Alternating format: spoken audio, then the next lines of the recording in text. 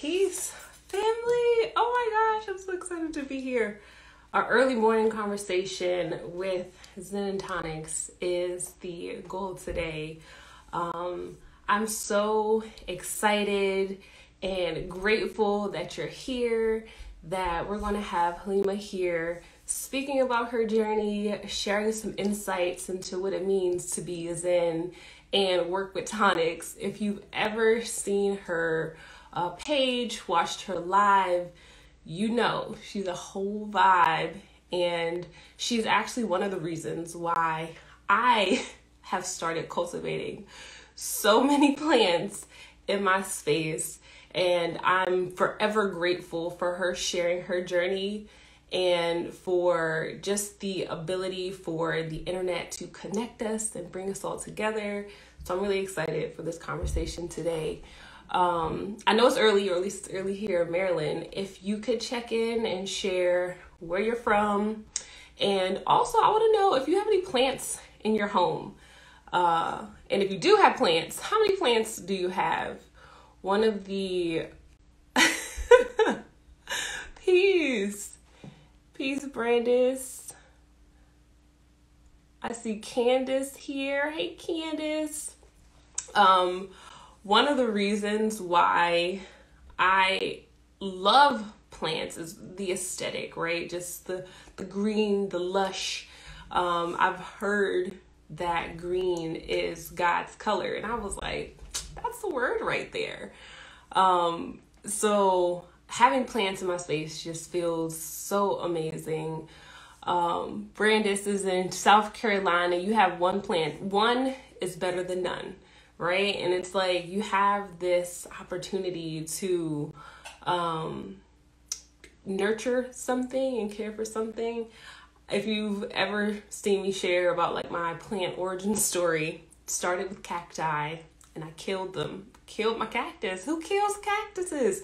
But what I realized about myself is that I was like a little overbearing, right? Just, I wanted to love you too much. And too much of a good thing can be bad. So plants teach you a lot too. I saw Zen hop on. It says, oh no, it says you're unable to join. Candace, you're in Georgia currently. I know you come up here every now and then. You think you have about 10-ish plants. Yeah, I remember when I first heard my conversation, well, not my conversation, but I saw a conversation with, give me a second, she's joining. Sis, how are you? I'm well. How are you? I'm good. I'm over here trying to set up my space, and you can't do live from a laptop, huh? No, man, I wish, because it would be off the chain, okay? Yeah, Instagram needs to, get on that. It needs to catch up. Yes. How are you? I'm doing so well, and I'm so grateful for you being here. Thank you. I am so happy to be here and honored to be talking to you. Thank you for having me on your platform. I appreciate that. Of course. Like, I'm trying not to fan out right now. People like say like, oh, like you have all these, followers. I'm like, it doesn't matter. I'm still a regular person. I love her so much. You know what? I feel like we met before, and I don't know.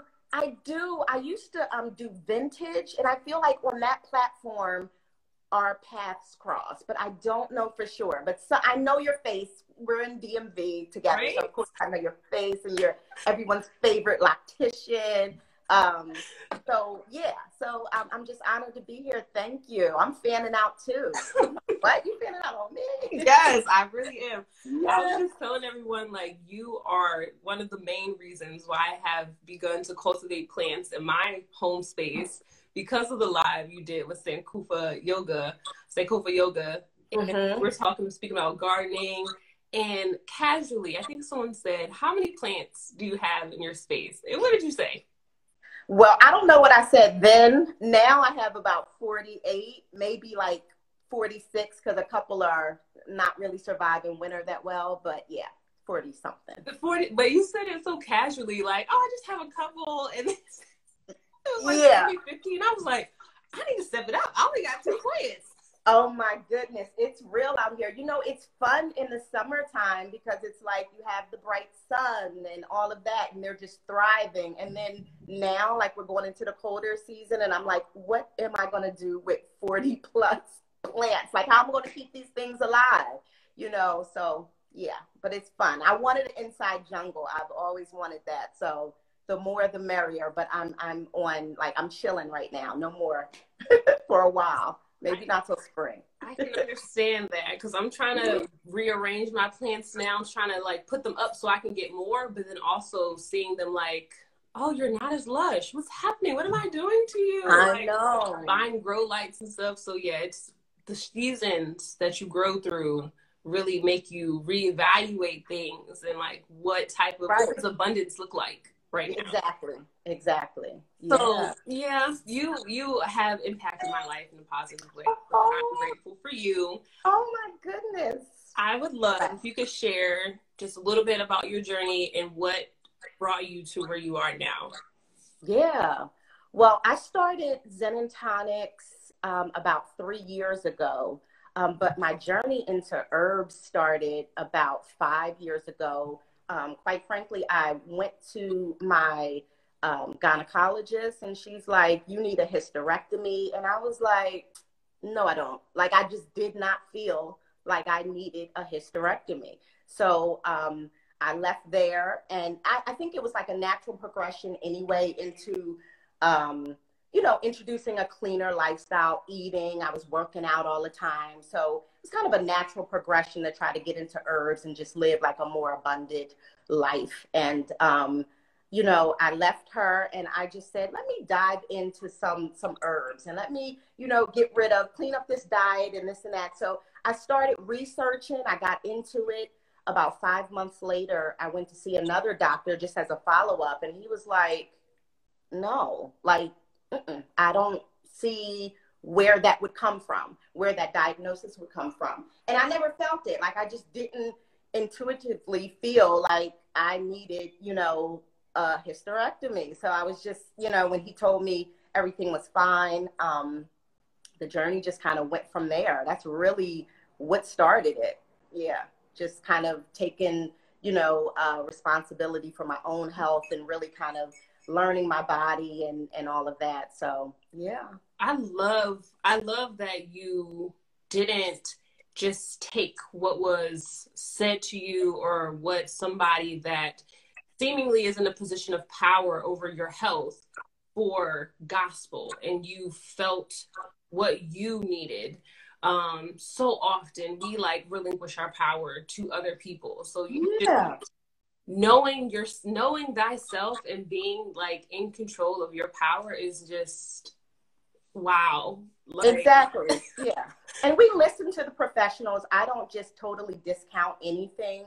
I took, you know, in account what she said, but I know, like, I think we are us. We know our bodies. We know what we need. We know how we're feeling, and we know, you know, how our body responds to different foods and different, you know, energies and environments and things like that. So I just tapped in, and, you know, plants have just really helped me to do that.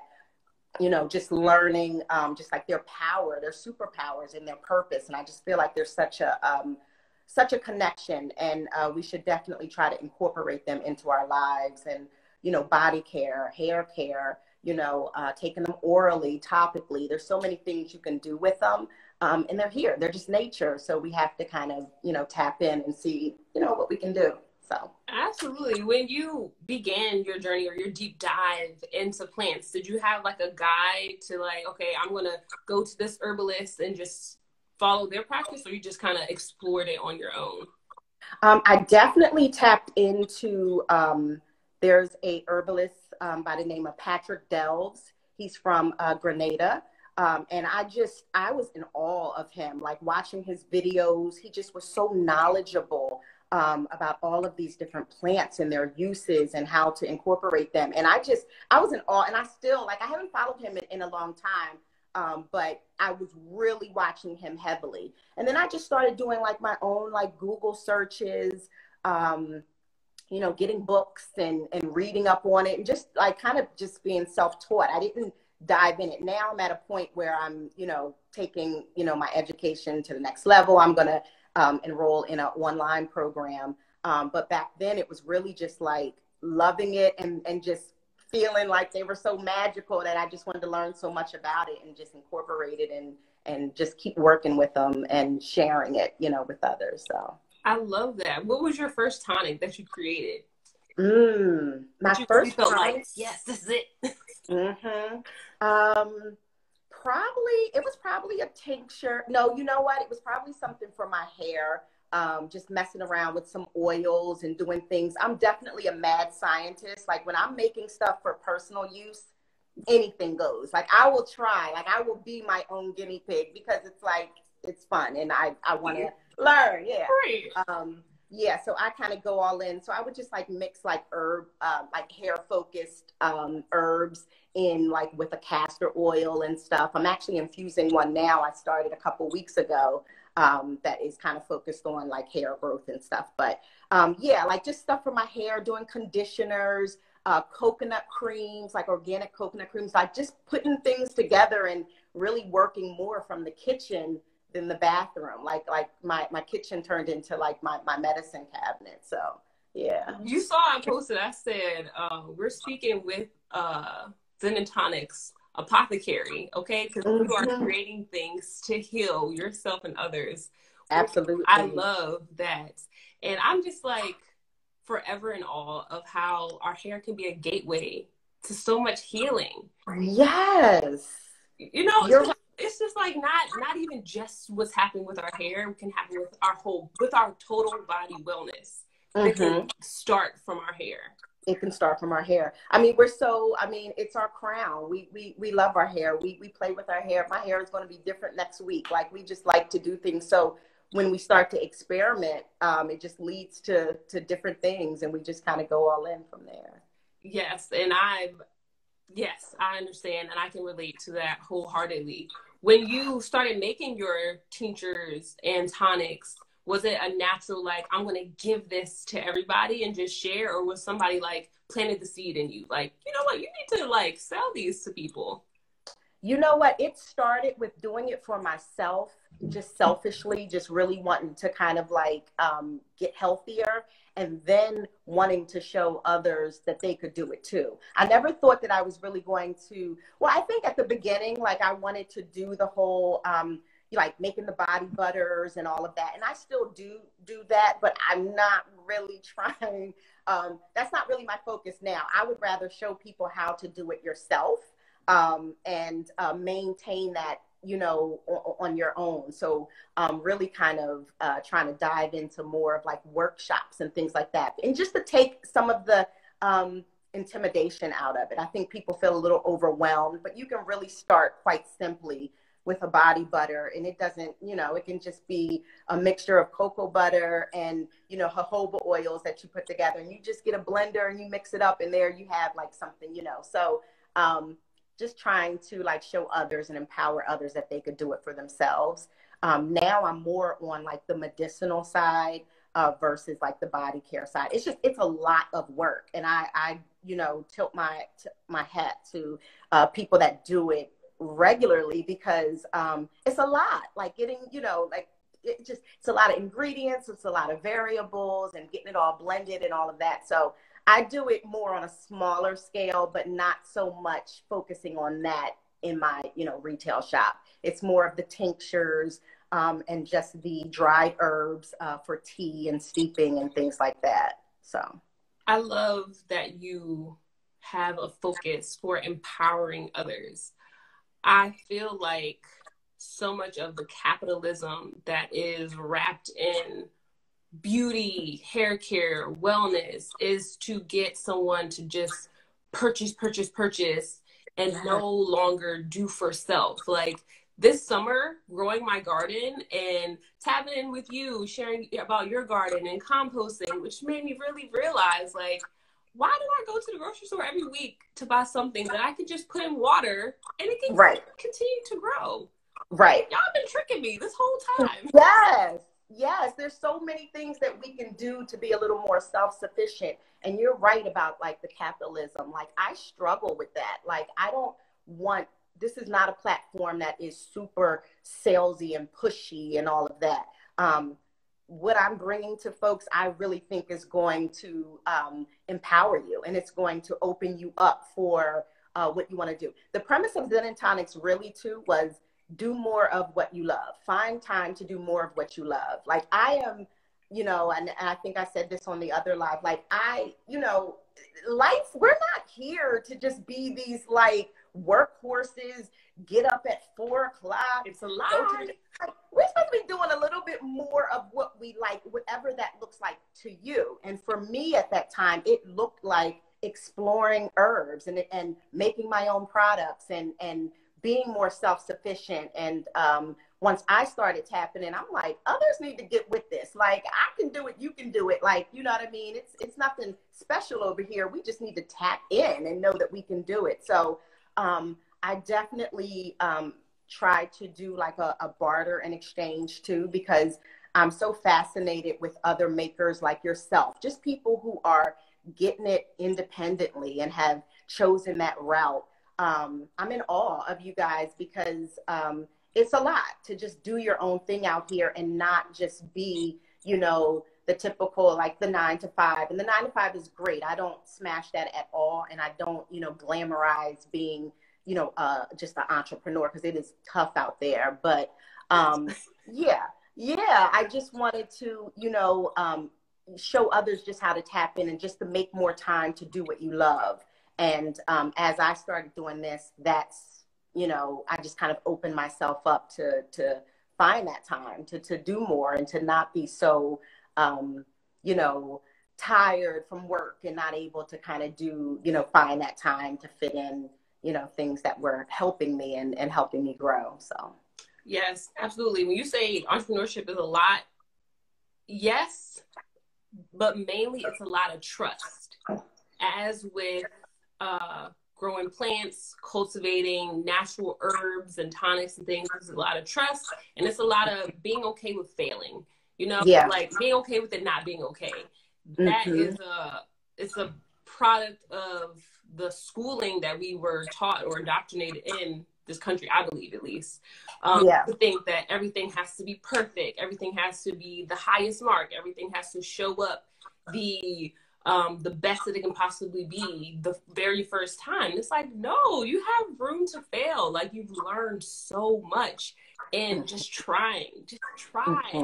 I would, you know. And right. And start where you are, you know, like if you're a maker and you're doing it for yourself, you don't have to compare yourself to these big box, you know, retail corporations and stuff. We're not them, and we don't have to necessarily do it like they are doing it. And I think that that's what a lot of entrepreneurs do. We have to set set the mode as we see, you know, the big stores doing and the big organizations doing. But you know, we're kind of more tapped in. We're smaller. So we need to embrace that and to start where we are and to make it work with where we are and not be so hung up on having it perfect and all of that. Because really, your peers don't necessarily need to see you perfect. They just want to see you real. So, but back to like the capitalist thing about it, that's why I try to, you know, barter and exchange too. If you're another maker and you're doing stuff and you're making things, let's, you know, switch off, let's trade off. And, you know, you try this tincture, you're looking for a tincture, you know, for headaches or anything like that. And, you know, we can talk and we can build like that and take some of that, you know, money focus out of it and really just try to teach one another, help another and build together. So, yes, I want to say I rediscovered what that means to barter. On my 30th birthday, I got an Adinkra set of ancestry cards. Okay. And one of the cards that I pulled said that you need to decolonize your money. And I was like, what does it mean?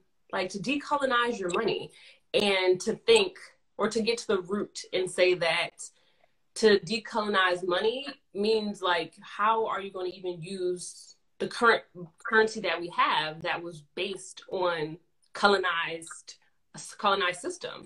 So if you want to completely take it out, and we can build just without that currency. So like the bartering, like it's powerful. It's a powerful thing.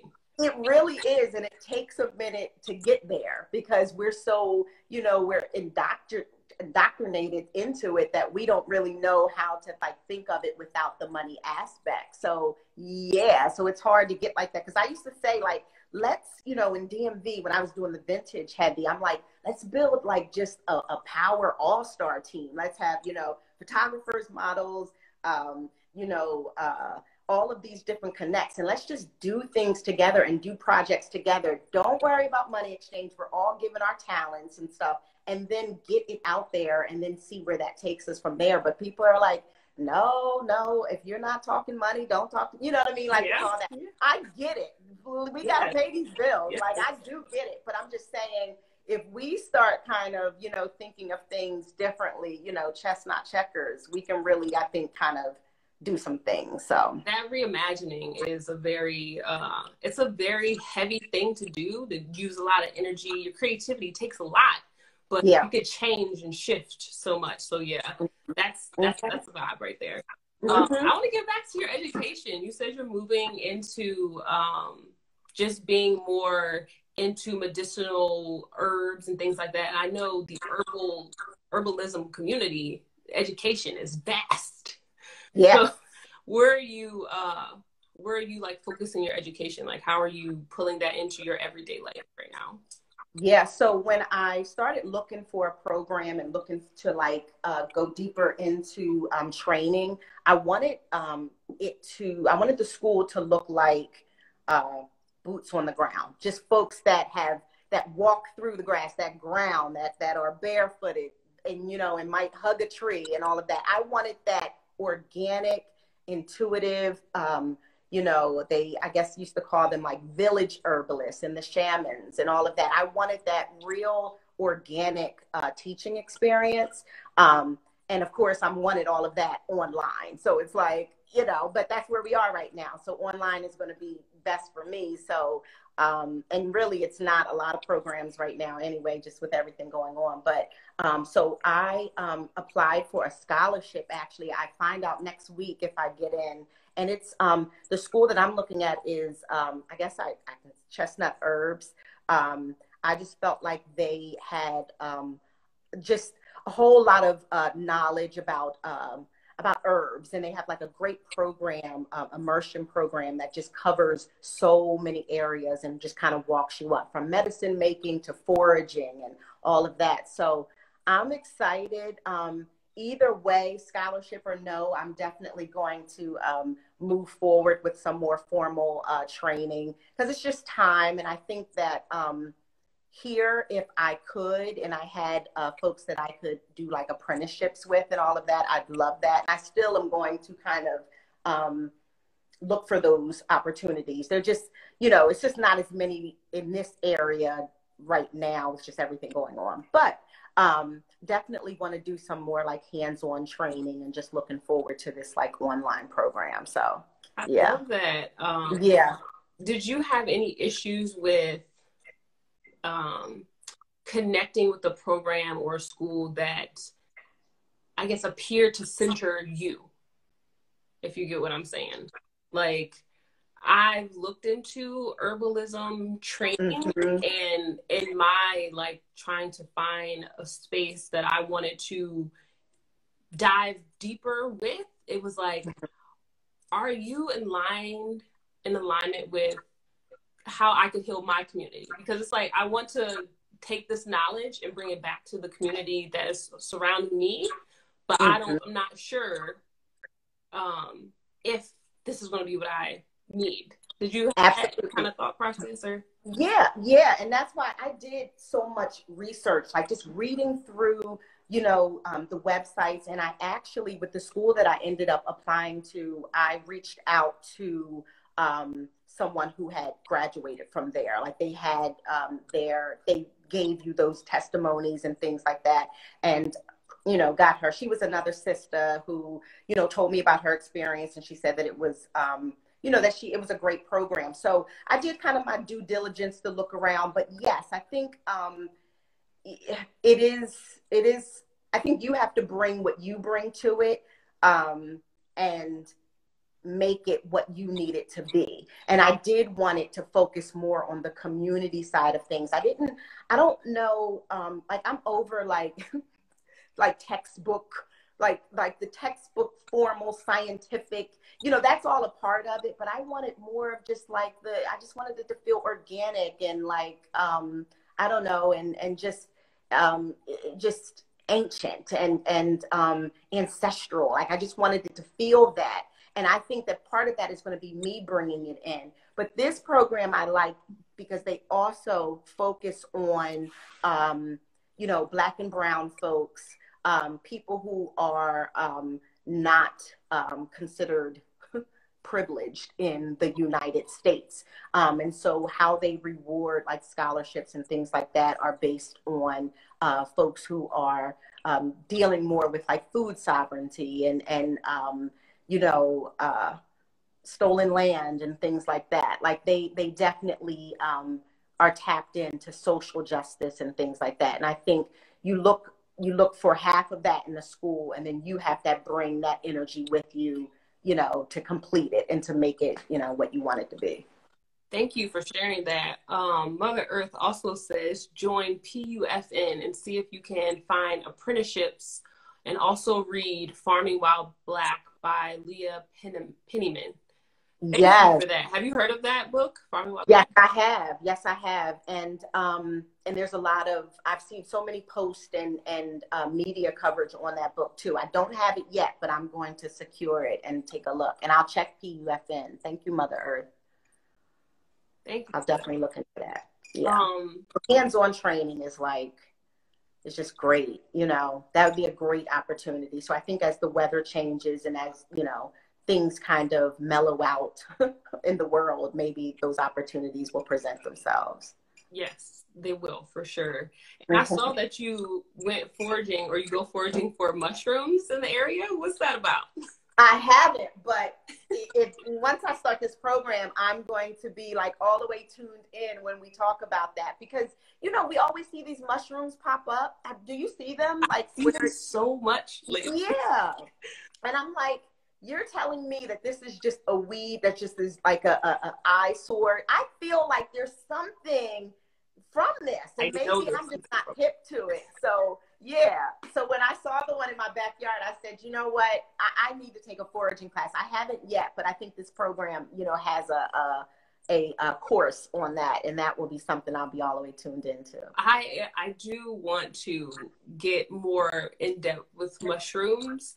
One piece of like this seed that's been planted in me from a sister friend, she was speaking about how mushrooms are one of the organisms that can grow in space and Earth. And so could they be like star seed, like coming here? And I was like, I never considered that. I'm telling you, it's something special about them, right? Though, but you feel that. So I look at them so differently now. Yeah. And they're just great. They're good. I just recently got into oyster mushrooms. And did you? I fry them. I did fry them. That was my Thanksgiving meal, because I haven't did meat in like over 2 years, but that was my Thanksgiving meal, and it was so good. So listen, I just discovered them, and I did it for Thanksgiving as well. Did you? That's so amazing. What did you use to get the coating, the batter on your oyster mushrooms? Say that again. My mom was calling me. So what was the batter? You know how you have to coat it? What did you use? What kind of flour? I made them twice. The first time I dip them in buttermilk, and then I dip it in just regular flour. Oh, wow. That's it. But I was on Twitter, and I did a little poll to see some alternatives to flour. And I heard a lot about, oh man, which one? It's something, that a vegan chef on there told me about. I'll have to add it to the notes later, but she said that that's like the best like coating to use for it. Because I wanted to kind of work with some other, something other than flour, like something more like plant-based, but yeah. So I did, the first time I did it, I want to say I used maybe coconut flour. Okay. It was something. It was not that good. But then the recipe called for spelt flour, and it's more alkaline. Yes. And so I got that. It tastes so much better. Oh my gosh. So I will. spelt flour. Yeah. That was. Yeah, I'm definitely familiar with spelt. That was when like I really first started like getting into like cleaner lifestyle. Spelt had came up. That was on Dr. Sabi's list of flours or things that you can, like wheat that you can consume. That was good to consume. So I was all the way in on that. And I'd go to Mom's Market and find it there. And shout out to Mom's Market, because they were definitely like, they were like paramount in my, like, when I first like got into this, like I was always there, like scoping the aisles and finding things to kind of go with this new like wellness lifestyle. So I like them. I love Mom's. Mm-hmm. And you know, you can specialty order like nearly anything from there. Like if there's an herb or something you've been wanting to try, you can go there and I'll call them and say, you know, I want to try, I don't know, lavender buds or something that they may not have in the store, and they will order it for you. Like they're lovely. They're the best. They are. The customer service is A1. So shout out to Mom's Organic Market. Okay. Yes. So tell me more about your journey with gardening. I remember hearing in your conversation with Tanisha that you really started getting into gardening more with the COVID, having to be in the house. Like, how has gardening impacted your life? Yeah, well, I was a first-year gardener, and I'm going to tell you, before I even knew what COVID was, I planned to start a garden. I had just got a house, and the garden was going to happen, COVID or no COVID. But COVID happening, it just gave me so much time, because I'm working from home from my day job, and it just gave me so much time to dedicate to it. I don't know how I would have done it if I didn't have like the extra time. But yeah, I just went all in. Like once they sent us home and I knew I was going to be working from home, I'm like, let's go for it. I went to Home Depot. I did my measurements.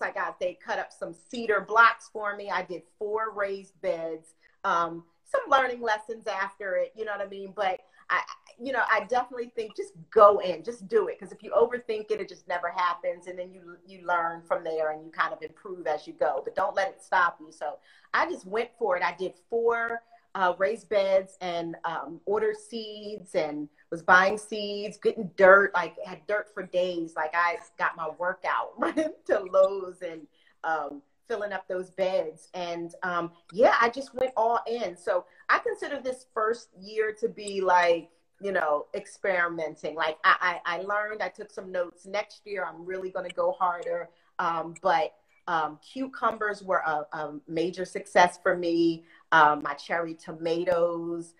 There is nothing like seeing something like that. Like just watching the seed, grow. Like I sowed this and I watched it, like, and now I'm eating it. Like that is like a great experience. Like it's just, I don't know. It was great. And the garden was just teaching me so many lessons of like patience and go with the flow. And, and when you have these oopsies and things are growing that you don't even know that you sowed, like, what is this? Like, you just kind of go with it. Like, I don't know. I learned so much and it was so fun. What else? Bitter melon. I grew bitter melon. That was such a success. But I had a lot of like failed attempts too, but I just kind of kept going at it. And I'm actually getting some seeds this weekend to like gear up for the spring, because I'm back at it. Like year 2, we got to do it. But I also wish we had some of that Florida weather. Like I definitely contemplate why I'm still in the DMV, because, Florida, their growing season is like all year long. They're good. Right? Yeah. Yeah. That is So amazing. yes. Okay, like, and I love, again, just go for it. Just try it and see what happens. Like you said, like seeing the seed to the plant, to the food on your plate, it really changes the way you think about the food that's at the store, like how fast it comes, because it doesn't grow as fast as you think. Like, I only have one raised bed, but I was like, if I did happen to have to grow food for the family, we would only eat for a week. Right. The whole rest of Right. the season, we have nothing. Right. So we're so reliant on the markets and stuff. And so if anything ever happened there, like, oh, like we got to at least know like the principles. We need to know like what to do with these seeds and what we and how we can kind of take care of ourselves if we have to. So, yeah. What seeds seeds are you cultivating or getting for this upcoming spring? Are you sticking with the same produce that you had this first round, or are you going to try to venture into something more intermediate? Or right, I'm going to stick to, as far as like the produce, the veggies and the fruits, I'm going to stick to pretty much the same, the basics. I want to successfully grow onions. Like, I love onions and I eat a whole lot of onions, but I could not get them to grow that well for me this year. So I'm definitely going to give that another stab. But most of, I'm going to explore some more of the medicinal herbs. So I want to do a lot more of that. I actually want to like start and get that popping like downstairs over the winter and see if I can do something with grow lights and get things growing, you know, so that I can kind of learn how to grow like all through the year. So kind of going to check out like burdock root. That's one of my favorites. I'm going to get some milk thistle, you know, and then of course like the peppermints and the spearmints and things like that, the easy ones. But I definitely want to really, really be able to kind of like tap into those medicinal herbs and grow them and offer them out rather than kind of cutting out my middleman and my, you know, connects of where I get my herbs, my dried herbs. I want to do it myself. So yeah. I've never dried herbs before. So, and I see it like some of the folks that I follow, gardeners that know what they're doing, and they do have like the drying racks and things like that. I cannot wait to start that. So we'll see. That vertical integration, started seed to harvest to just full blown tincture and tonic like that. Yes, I love to see it. I cannot wait. I'm excited for that. Absolutely. Oh my gosh. Have you ever been to Smile Herb Shop? It's a local one in, I want to say College Park or Hyattsville, but they have their own grow. Like, they grow a lot of the herbs that they offer. Really? What is it? It's called Smile Herb? Smile Herb Shop. And so they're online too, but like a lot of the herbs, like you walk up to the store, you can see the herb garden and everything, all the things growing. It's really amazing. Oh, I'll have to check that out. I will definitely check that out. One of the things that I really want to grow is ginger root. Yeah. Have you, do you know anything about that growing process? So I did not, I don't think I tried ginger this year. I have the seeds. I do think I have a few seeds, but I didn't go there yet. Sometimes when like you read like about like the growing environment and everything, you can kind of get a little discouraged because it needs, and I don't know for sure about ginger, but just wanting to make sure that I have enough of the sun, you know, output to really kind of like let these babies go. Like, I was doing white sage, which they say you can't grow outside of Cali, but it was doing well until like, you know, the summer's over. So now I don't have, you know, the long days, but ginger would be a great one to start. And it's so, it must not be so hard because I see it, you know, in a lot of the little natural farmers market shops. They always are offering it. So. Yeah, I look at things on YouTube, and YouTube will have you feeling like you can do anything. So I saw a video and I was like, oh, I can do that. I can grow some ginger. Yes, YouTube University. I'm a student of YouTube University. I say that all the time. I'm always on there. Right. So, yes, I love that. How's your composting going? So the worms have been moved from the basement to the shed. So honestly, I don't know. I did do a harvest right before it started to get too cold. I did a harvest. And now I'm kind of like, I have them in the shed and we're just going to see what it's looking like on the other side around like March and stuff. I still, feed them and all of that, but it was getting to be a little rough. Like they will try to run away. Like you have to have like the perfect, like, living environment for them. And I think, I don't know, I may have like kind of forgot about them for a couple weeks. And when I went downstairs, they were like, they go towards the food, of course, and then they just slowly try to migrate up and out. And there was dirt like all around the bin. So I said, well, let's try moving them outside. I put a big cover over it. So I think they'll survive, but I'll report back. Okay. I'll look for that report. I don't know. Yeah, that composting and the red wigglers and all that, it just seems like I want to do it, but listen, I was so all in at the beginning. Like it was just like, and it was so exciting. But then just like the regular, like maintenance of it or whatever, but I'm going to get back at it, but hopefully I'll just still have some babies out there and they can just kind of, procreate instead of like doing it. But yeah, you can buy red wigglers and order them online and they ship directly to you. It's crazy. Yeah. And then they come in like quantities of like 500. I'm like, how y'all have 500 worms? Like, exactly. Yeah. Red wiggler farms is a thing. I'm telling you, it's like, I mean, naturally, you see, they talk about how much worms, like, just like you said, procreate, and it's like they multiply. Yeah. So yeah, I can see how you can have a lot. Somebody, I think I saw a comment earlier, asked, Photo Boy said, can you tell me some natural antibiotics? Natural antibiotics, I would try. My favorite, but it is not easy to take down, is oil of oregano. Oh my gosh. It's not easy. But that is, just like thinking about it, just like makes my, right? my mouth kind of, yeah. Oil of oregano.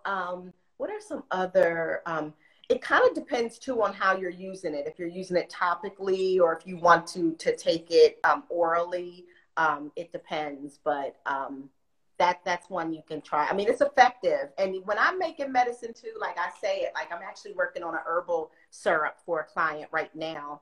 And this herbal syrup is like based with a honey. So it does have kind of a sweet taste, and it's going to be okay. Like it's not good, but but I don't make medicine for it to taste good. So I tell people that like, it's about the plants and stuff. I'm not going to add anything that doesn't work here just to kind of get it down. Like we're going to, take these plants for what they are and just kind of suck it up. So they've tricked us into believing things should just taste good by adding sugar to everything. That's Yes. So anything that falls outside of that, we're like, oh no. But yeah, you got to just fight through it. Those bitters are healing, Yeah. The reason why it tastes like that. It's exactly the work inside. They're doing something right. So, So I don't want to, Instagram likes to kick me off of at like an hour, but I wanted to ask you if you could share any personal habits or practices that you have that you feel like have positively impacted your life, particularly in the season that you're in right now. I just have to say, and I really don't want to sound cliche, but I'm just answering what you asked. What I do for me is looking at the glass half full. I mean, this COVID thing has come and rocked our world. And there's so many reasons for people to say, why it sucks. And I just, for me, and I know everyone's situations are different, but really looking at something and saying like, look back at what you've accomplished, like pat yourself on the back, you know what I mean? And be okay with that. And because there was a lot of, when things are shaken up, it's an opportunity, I think, for us to grow. I am not the same person I was in January. you continue to grow, and you look for ways on what it's trying to tell you. And I know that it was rough for certain people depending on what their circumstances were. I get it. I really, really do. But you just have to kind of find what's the growth lesson here? It's something that we're doing. It's definitely this COVID thing has had me gardening and starting to garden and seeing how I can be more self-sufficient and really kind of thinking about what I want, you know what I mean? And I want land. I want to be out there. I want to barter and trade with folks that look like me. And it just gave like an opportunity to really like think about things differently and to kind of, move with the flow. Also, too big for me is just finding time to do more of what you love. Make sure all of those things that you repeat and those cliches that you're saying resonate with you. You know what I mean? We're in a world that is very, drawn on working, and that's great. We do work. I mean, I work hard. I've been working since 14. We all work. You know what I mean? It comes with the territory, but just make sure that what you're reading and what you're taking in resonates with you. And if it doesn't, don't be afraid to shake it up and go with what does resonate for you. I just feel like we're here to, to find our purpose, but we're here to do it with some style, have a little fun, let our hair down, not take ourselves so seriously, live wild, hug a tree, watch the sunset. Like it's such the simple things that I love to do, like nature and catching the sun setting and rising and all of that. Like I love that. And if you don't, that's fine. But find what you do love and make sure it's not what someone has told you that you're supposed to love. And I don't know. I think those would be like the two guiding principles for me. Like I'm going to do what I have to do so that I can do what I want to do more. And that's just how I move. And I want others to do that too, and be inspired by that. So what about you? How would you answer that question?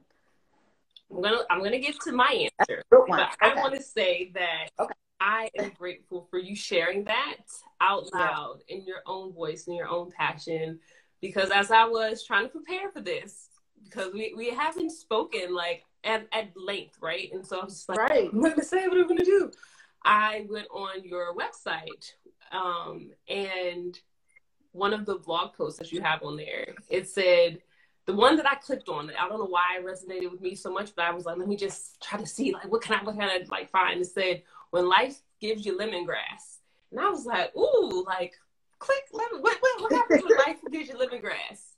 Take one, two, or a few. And I was like, yes, I love that. And it was a heart. And I was just like, so much gratitude, so much just like, just be grateful and receive and look at things positively. So I love that.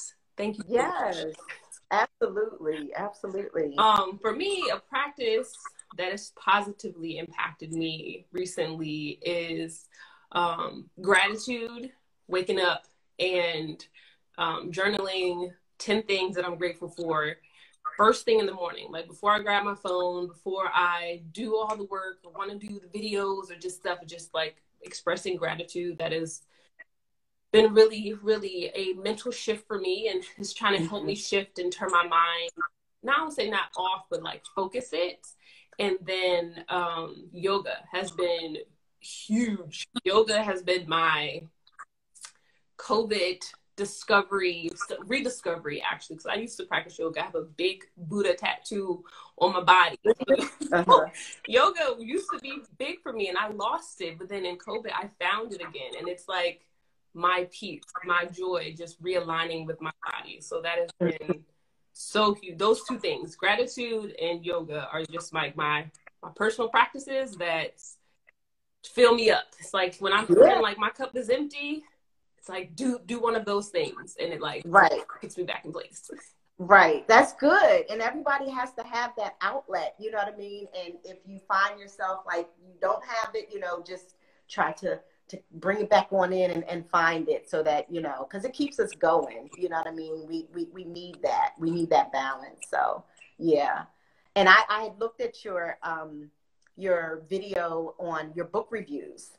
And you, had suggested the Americana book. So I do have that. I think we talked about that. So that's my bookcase. Yeah. So that's another way, like reading, getting back to that, because I said as I was growing up, I always read, like bookworm, like reading like 3 books at one time. Wow. And then as I got older, like reading, like someone, I think I was getting my hair braided one time, like it was a year or so ago. And I remember the girl said, well, what are you reading? And I was like, oh my gosh, I'm not reading anything right now. Like I said, like I have this resource book, and I was just like, that I go into, but I'm not like reading a book. I'm not taking that time to read a book. So I said, like this winter, because I don't really like, the cold weather. I'm like a summer person, spring person. I love the brightness and all of that and being out and about. And in the winter, I kind of retreat a little bit. But I said, this winter, let's stop like the rhetoric of, oh my God, I'm still in DMV. It's so cold, blah, blah, blah. No, it's purposeful. It's cold out here, but it's purposeful. Like, let's do some things. Let's read some books. Let's take some classes and all of that. And, just make it purposeful so that it doesn't feel so much like this dark COVID winter. You know what I mean? Like I try to change the script and the narrative to make it, what works for me. And that's just kind of keeping it pushing and, the light at the end of the tunnel. We'll see, next spring, what it brings and all of that. So trying to do the work now so that, I can do some fun things in the spring. So yeah, you're planting the seed right now for your future exactly, and for who it is that you want to see in the summer when the sun comes back to kiss our skin and activate. Just like I've blossomed and I have all this knowledge and all this self-awareness because of I feel like the season in the DMV, I love that we have the 4 seasons. My birthday's in January, so I can acknowledge the winter time and the colder weather. I get it, but it's like a space for us to go in and just snuggle up, be cozy with ourselves. Versus the summertime, it's we out, community, touching everybody, doing not slowing down. Exactly. So that's for sure. Yeah, I love that. Are you reading anything right now? Yeah, so I actually have it right here. I am now reading Hoodoo Medicine by Faith Mitchell.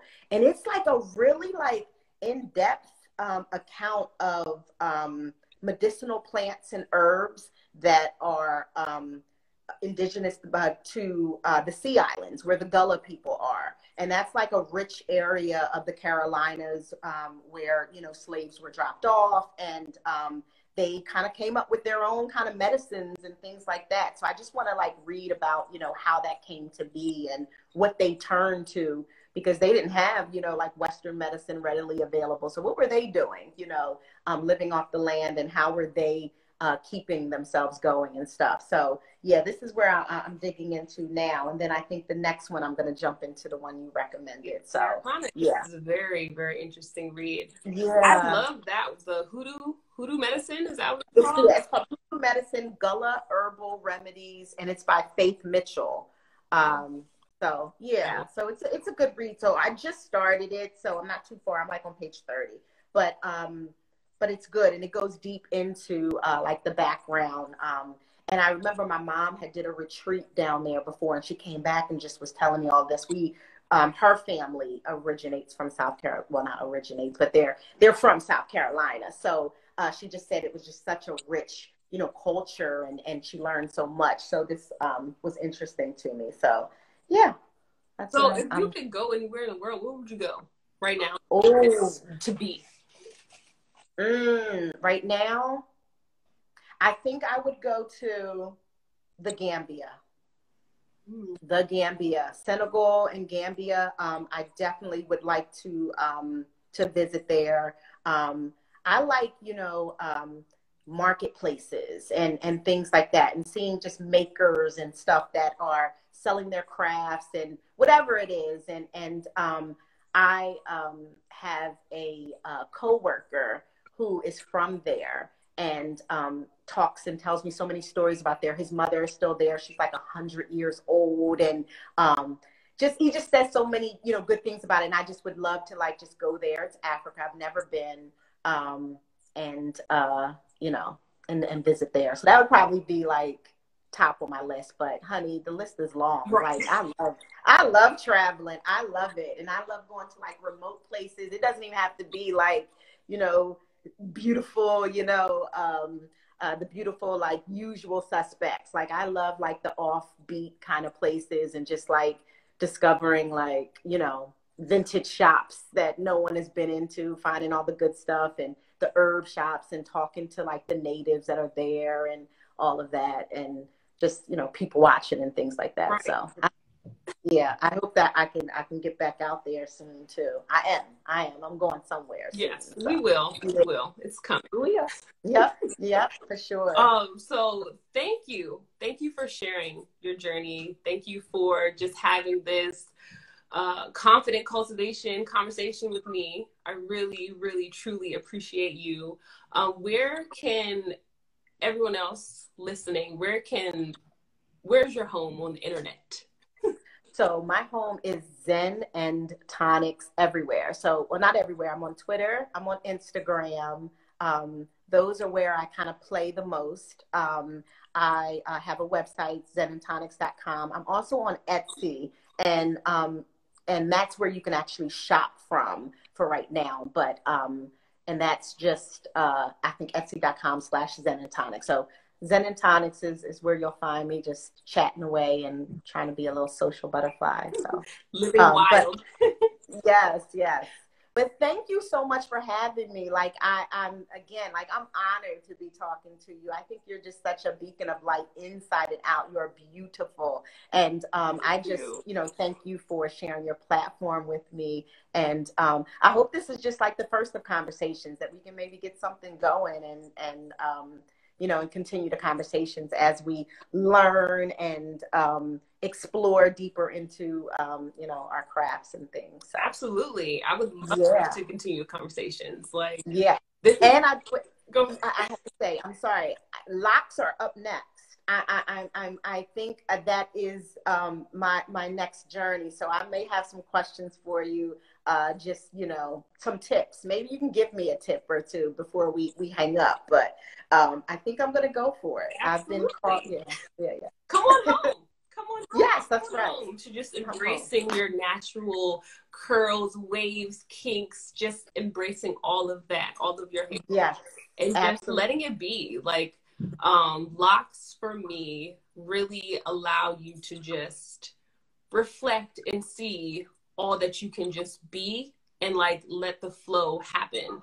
So tip, I would say, before you jump into locks or like as you're preparing your hair for locks, just figure out your why. You know, why are you ready to embark on this journey? And so that way, whenever things get rough or frizzy or crazy or out of control, you can hold on to that thing that has like, this is why I wanted to start. This is why I wanted to begin this. And you hold on. Right.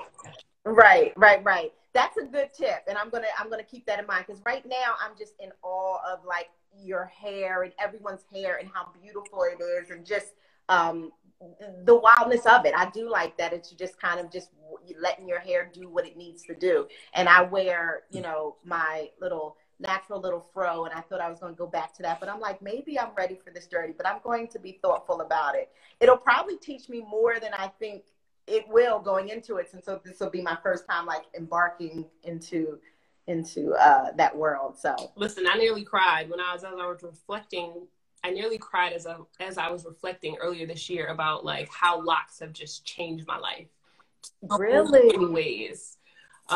So yeah, it's a powerful journey. It's a very powerful journey. So come on with it. You're up. All right, honey. All right. But everybody, thank you so much for joining. Instagram is kicking me off. It's like counting down the time. Okay. All right. Thank you. Find Halimah at ZenAndTonics.com. Shop, get your herbal hair treatments, your tinctures, body butter scrubs. Medicinal healing is coming from her apothecary. Okay, so get ready. Tap in and support the community that is investing in yourself and your knowledge. That's some spiel. Thank you so much. Absolutely. Thank you, everybody. Thank you Thanks for again. watching.